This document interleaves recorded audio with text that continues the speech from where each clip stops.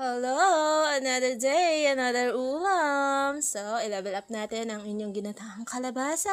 So, eto ang mga ingredients, pre-cooked shrimp, and yung mga gulay. So, familiar naman kayong lahat na.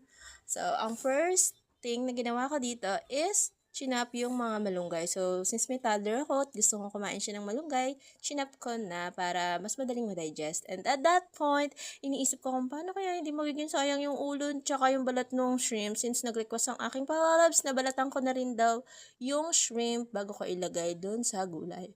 So, ayan. So, habang binabalatan ko ngayon, inisip ko, sayang naman yung balat, 'di ba? So, nanalo ang aking instinct! Binlender ko siya.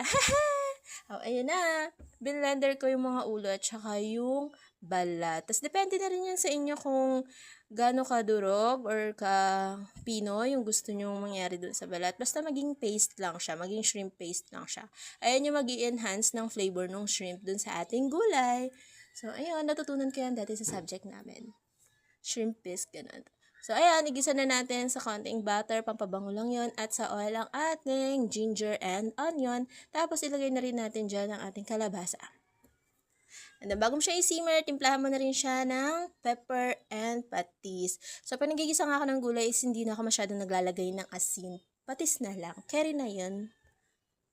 Tapos, ayan, simmer lang natin saglit. Pag medyo malambot na yung kalabasa, lagay natin yung sitaw. Grabe, ang mahal ng sitaw. Diyos ko, 3 strings lang. 15 pesos. Grabe. So, ayan, nilagay ko na rin yung gata bago tayo maghanash-hanash dito. Kung baka kung saan ta mapunta. So, ayan, hinalo ko na rin yung shrimp paste na ginawa ko, yung binlender natin kanina. And, tinikman ko rin yung lasa kung carry na. So, carry naman na siya, akla. So, ayan, simmer lang natin ng konti. Nilagay natin yung ating malunggay and yung ating pre-cook na shrimp. So, ayan. Nauna lang ako sa video. Haha! So, ayan, nilagay ko na rin yung siling pansigang and okay na yan para sa akin. Masarap na. So, kain tayo. Thank you for watching, guys. Mwah!